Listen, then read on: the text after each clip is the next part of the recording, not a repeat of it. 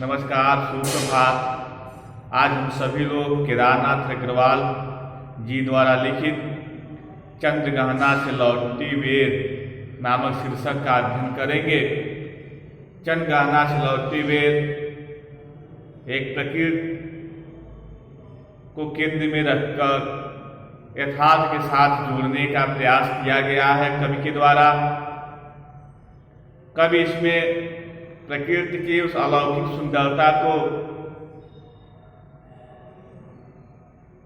मानवीय मूल्यों के साथ समायोजित करने का प्रयास करते हैं।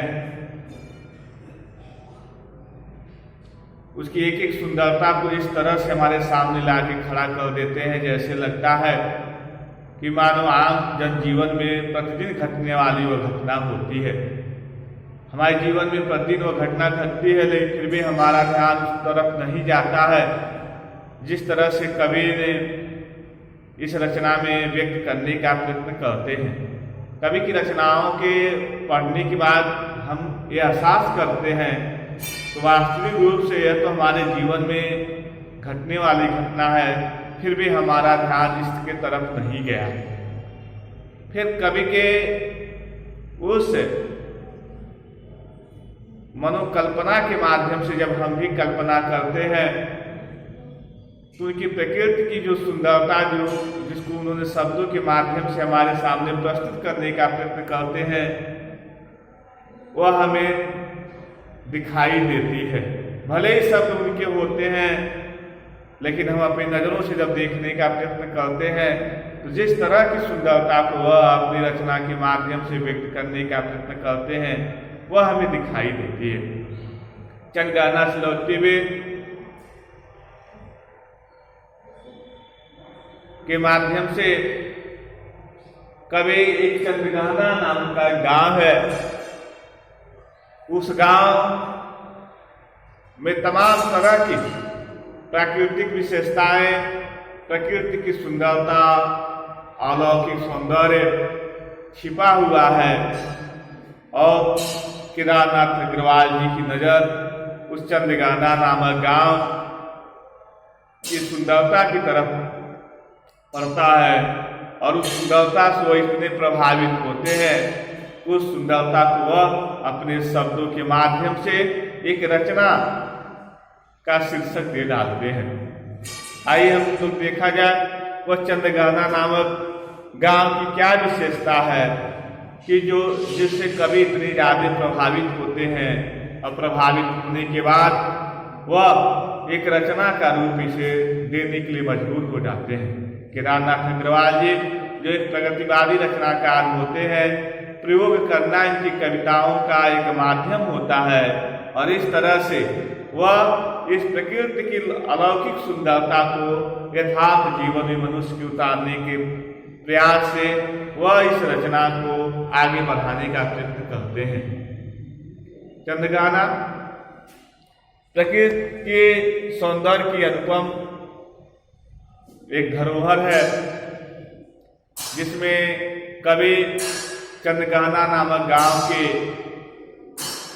जो खेत हैं उन खेतों की मेड़ पर बैठा हुआ है और मेड़ मतलब दो खेतों की सीमाओं का निर्धारण करने वाले को मेड़ के नाम से जानते हैं। दो खेतों के, दो अलग अलग व्यक्तियों के खेतों के सीमाओं का, सीमा मतलब क्षेत्र यहाँ तक आपके, यहाँ तक आपके हैं, उनका निर्धारण करने के लिए मेड़ का निर्माण होता है। और इस तरह से उस मेड़ पर वह बैठे हुए हैं और मेड़ पर बैठने के बाद किसान को उस लहराते हुए खेतों की तरफ बारी बारी से नजर घुमाते हैं और इस तरह से एक एक तरफ देखने के बाद एक एक तरफ की जो सौंदर्य है, जो हरियाली है, जो प्रकृति है, उसका वह हूबहू अपने शब्दों के माध्यम से इस रचना में उतारने का प्रयत्न करते हैं। ऐसा लगता है कि कभी प्रकृति की सुंदरता को बड़े गहरे भाव से निहारने का प्रयत्न कर रहे हैं और इस तरह से वह जहाँ बैठे हैं वहाँ पर उनके पैरों के नीचे मानो लगता है कि एक तालाब का पानी बह रहा है, और इस तरह से जिसमें लहरियां उठ रही हैं।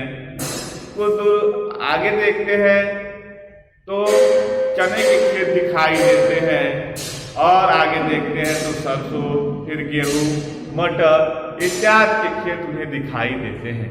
इस तरह से हम देखते हैं वह अपनी रचनाओं के माध्यम से हमें यह बताने का प्रयास करते हैं कि किस प्रकार से प्रकृति अपने आप में अनुपम सौंदर्य को धारण किए हुए है, और वह प्रकृति में नाना विशेषताएं पाई जाती हैं, जिसके माध्यम से वह अपने चीजों को संयोजित की हुई है। फिर वह यह बताने का प्रयत्न करते हैं कि जो मानव होता है, मानव का प्रकृति के साथ बड़ा गहरा संबंध होता है, फिर भी मानव अपने व्यक्तिगत लाभ या स्वार्थ के लिए प्रकृति के साथ काफी खिलवाड़ करता है, और इस तरह से आने वाले दिनों में इसी तरह से चलता रहेगा। तो प्रकृति का एक मानव के साथ जो संतुलन बना हुआ है, वह कहीं न कहीं बहुत दूर तक पीछे छूटता हुआ नजर आएगा। आइए रचना पर हम ध्यान दें कि किस प्रकार से केदारनाथ अग्रवाल जी इस रचना के माध्यम से यह बताने का प्रयास करते हैं कि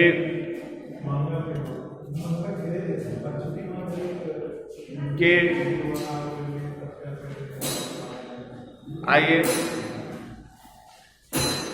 पहली रचना, पहला पैराग्राफ देखे, देख आया चंद्रग्रहणा, और इस तरह से कवि चंद्रग्रहणा नामक कुछ पाठ के दृश्य का अवलोकन कहते हैं देख आया चंद्रग्रहणा, देखता हूँ सब में। अर्थात चंद्रग्रहणा नामक गांव को देखने के बाद उसके संपूर्ण दृश्यों का वह वर्णन करते हैं कि कहते हैं इस पक्षियों के माध्यम से मैं चंद्रग्रहणा नामक गांव को देख आया हूँ। अब मैं गांव के प्राकृतिक दृश्यों को भी जी भर के निहारने के लिए, जो प्रकृति है, जो गांव की उस चंद्रग्रहणा नामक गांव का जो प्राकृतिक सौंदर्य है, उसे निहारने के लिए जो कवि है खेत के एक मेड़ पर अकेला बैठे हुए हैं, और इस तरह से अकेले बैठकर वह उस खेत के मेड़ पर बैठकर उस चंद्रग्रहणा नामक गांव की जो प्राकृतिक सुंदरता है उसे वो निहारने का प्रयत्न करते हैं। फिर मैं दृश्य देख रहा हूँ, क्या देख रहा हूँ? दृश्य सामने देखते हैं, उन्हीं दृश्यों को कहते हैं कि मैं देख रहा हूँ मेरे सामने चने के छोटे छोटे, कहते हैं कि एक बीते के बराबर। बीते मतलब ऐसे, एक बीते के मतलब एक छोटे छोटे कद के चना का पेड़ मेरे सामने खड़ा है, पौधे खड़े हैं जो एक बालिश्त के बराबर होंगे। बालिश्त मतलब एक बीते के बराबर होंगे, जो एक बीते के बराबर होंगे। चना रूप में हरा और ठिगना। चना कैसा देखने में? हरा और ठिगना। ठिगना मतलब बौना, छोटा। और इस तरह से चना जो है वो हरा है और छोटे कद का है।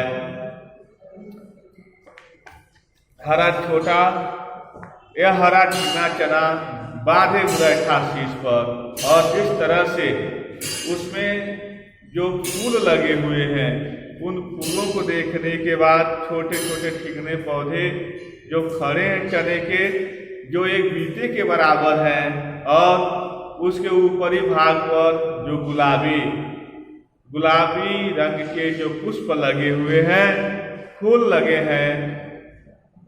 उस फूल को लगने के बाद चना की जो सुंदरता है बहुत अत्यंत प्रिय लग रही है, मन को हरने वाली लग रही है कवि को। और इस तरह से वह कहते हैं ऊपरी भाग पर जो गुलाबी फूलों को अपने ऊपर धारण किया है, मानो चने मरबूदन ने सिर पर गुलाबी पगड़ी धारण कर ली है। अर्थात ऐसा लगता है कि जो चना है वह जो गुलाबी गुलाबी पुष्पों के माध्यम से पुष्पित है, उसके जो पुष्प हैं गुलाबी रंग के हैं, उस गुलाबी रंग के पुष्प को देखने के बाद ऐसा लगता है कि जैसे चने ने गुलाबी रंग की पगड़ी को अपने सिर पर धारण कर लिया है। अर्थात प्रकृति की सुंदरता का वर्णन करते हैं और चने की विशेषताओं का वर्णन करते हुए आगे बढ़ते हैं। पास ही मिलकर उगी है। अगली लाइन देखिए, पास ही मिलकर उगी है, बीच में अलसी हठीली। अलसी मतलब होता है तीसी का पेड़। कहते हैं पास में चने की क्यारी के पास, जो चना का क्यारी है उसके पास ही जो तीसी नाम का जो पौधा है वह उसी के समीप उगा हुआ है। और इस तरह से उसने चने के पौधे में उगकर मानो हठपूर्वक अपना स्थान है। ऐसा कहते हैं हठीली। हठीली मतलब हट करना, जैसे लगता है कि वह चने के पास में उगकर चने के क्षेत्र में ही यानी खेत में ही वह भी अपना अधिकार जमाना चाह रही है। और इस तरह से पास ही मिलकर उगी है, बीच में अलसी हठीले देह की पतली। अलसी का जो पौधा है वह कैसा है? एकदम पतला है, देह की पतली। और इस तरह से देह शरीर उसकी बहुत पतली है, उसकी कमर लचकदार है, देह की पतली कमर की है लचीली, और उसकी जो कमर है अत्यंत लचीली है। नीले फूल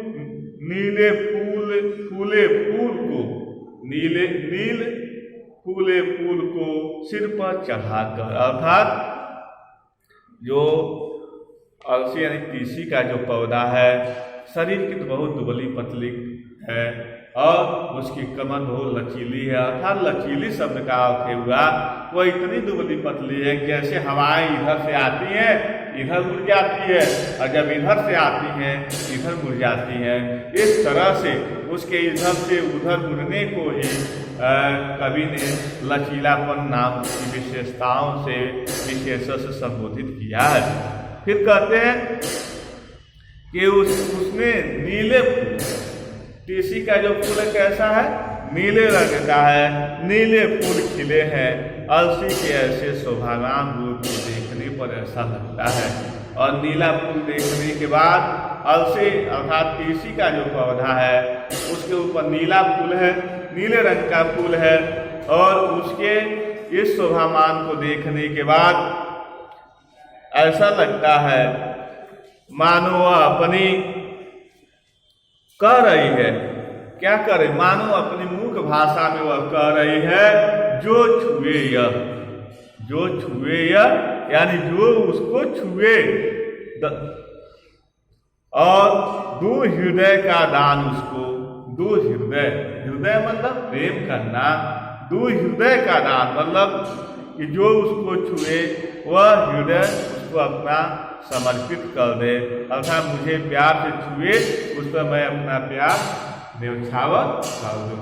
अलसी का पौधा कह रही है अपने मुख संदेश से कि जो मुझे प्यार से छुए मैं उस पर अपना हृदय क्या कर दूं? न्यौछावर कर दूं। और आगे वह कहते हैं और सरसों की न पूछो।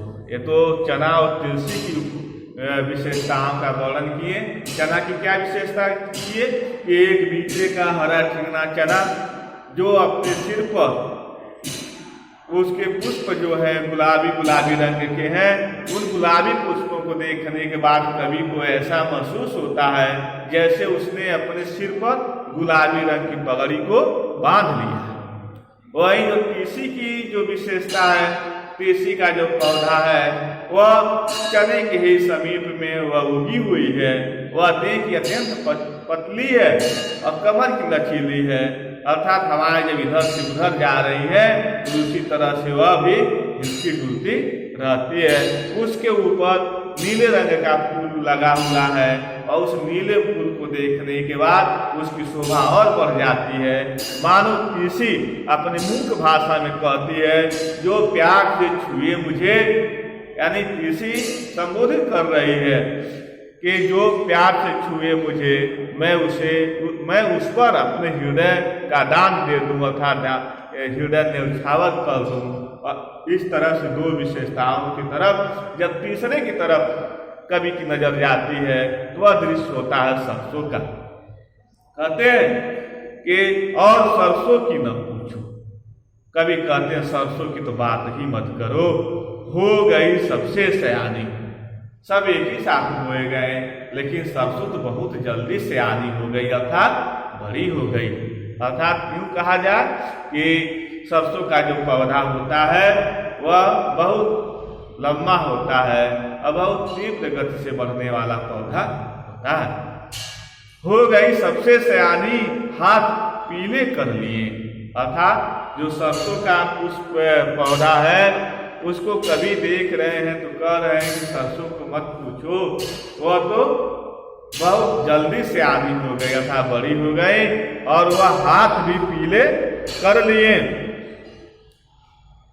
और उसके उस पीलेपन को देखने बाद मन इतना आकर्षित होता है। आगे की लाइन में कहते हैं, जैसे लगता ब्याह मंडप में पधारी। जैसे लगता है कि ब्याह में आप देखते होंगे हल्दी का जो रस्म होता है, उस हल्दी के रस्म से जोड़ने का आप प्रयत्न करते हैं कि जिस तरह से सरसों ने पीले रंग को धारण कर लिया है, जैसे लगता है कि सरसों पीले वस्त्रों को धारण कर ली है, ब्याह मंडल में पधारी, अर्थात ब्याह की जो वेदी होती है, मंडपी होती है, उसमें पधार कर रही है, अर्थात ब्याह हो रहा है। फाग जाता मास आगुन, फागुन ठीक, फगुआ जिसको हम कहते हैं, होली का त्योहार उसी समय आता है, बसंत ऋतु का आगमन होता है। और बसंत ऋतु में आप देखेंगे कि सभी पुराने पत्तों का वृक्षों के द्वारा परित्याग कर दिया जाता है। सभी वृक्ष अपने पुराने पत्तों को छोड़कर नए नए पत्तों को धारण करने का प्रयत्न करते हैं। और इस तरह से कवि यह कहते हैं कि फाग गाता मास फागुन, फागुन गाते गाते मास आ गया, माह का फागुन का महीना आ गया आज जैसे लगता है। किसको देखने के बाद? सरसों को देखने के बाद, सरसों के उस सुंदरता को देखने के बाद, उस चने की सुंदरता को देखने के बाद, तीसी की सुंदरता को देखने के बाद कभी को ऐसा लगता है जैसे फागुन महीना आ गया है। और इस तरह से वह कहते हैं कि फाग गाता मास फागुन, अर्थात आ गया आज जैसे देखता हूँ मैं स्वयंवर हो रहा है, प्रकृति का अनुराग अंचल हिल रहा है।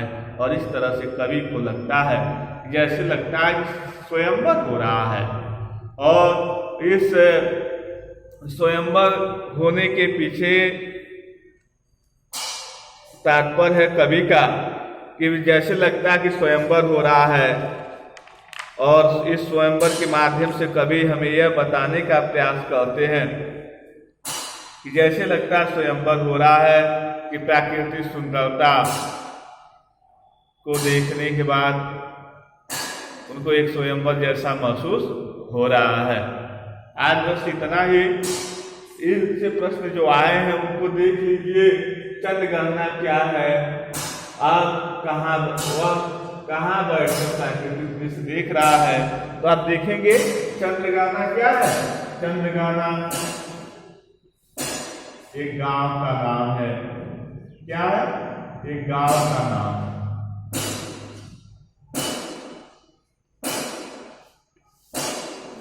चंद्रगणना क्या है? चंद्रगणना एक गांव का नाम है। वह खेत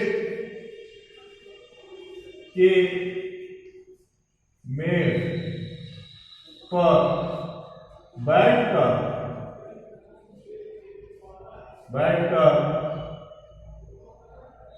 इसके सुंदरता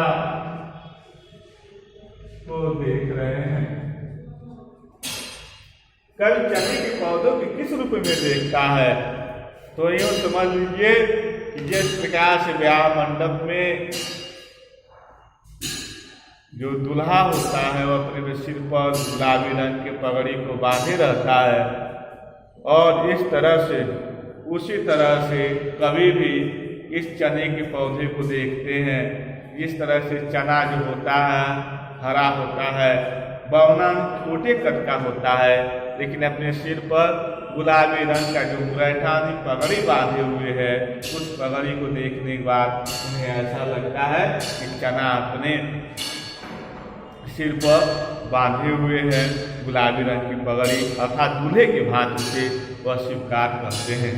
तो तीसरा प्रश्न होता है सबसे सयानी शब्द किसके लिए आया है? तो हम देखेंगे जो सयानी शब्द है वह सरसों के लिए आया है, क्योंकि सभी बीज एक ही साथ बोए गए, लेकिन जो सरसों का बीज था वह काफी तेजी से बढ़ा और इस तरह से वह सबसे लंबा हो गया, और इस तरह से उसको सयानी शब्द कहा गया। और उसकी जो सुंदरता है वह और लोगों से कुछ भिन्न प्रकार की है, और इस तरह से भिन्नता होने के कारण उसे लगता है जैसे सरसों ने ब्याह मंडप में पधार ली है। इस तरह से उसे कहना पड़ा कि सरसों सयानी हो गई और लगता है ब्याह मंडप में पधारी। आगे एक प्रश्न और इसमें बन रहा है, बहुत अच्छा प्रश्न है कि प्रश्न इस प्रकार से है, कवि ने विवाह का वातावरण तैयार करने के लिए 4 क्रियाएं दिखाई हैं। कौन कौन सी क्रियाएं दिखाई हैं? लड़की सरसों का सयानी होना, लड़की किसको माना है? सरसों को। हाथ पीले करना, पीले रंग के फूलों को देखने बाद लगता है जैसे उसके हाथ पीले हो गए। ब्याह मंडप रचाना, और इस तरह से लगता है जैसे उसको ब्याह हो रहा है। शादी के गीत गाना, और इस तरह से फाग महीने में जो गीत गाए जा रहे हैं जैसे लगता है कि शादी के गीतों को गाया जा रहा है, और इस तरह से वह यह बताने का प्रयत्न करते हैं। तो आज हम यहीं तक, कल के आगे की जो पंक्तियां हैं कल के वीडियो में या लेक्चर में आपको दिखाई जाएंगी। तब तक के लिए धन्यवाद।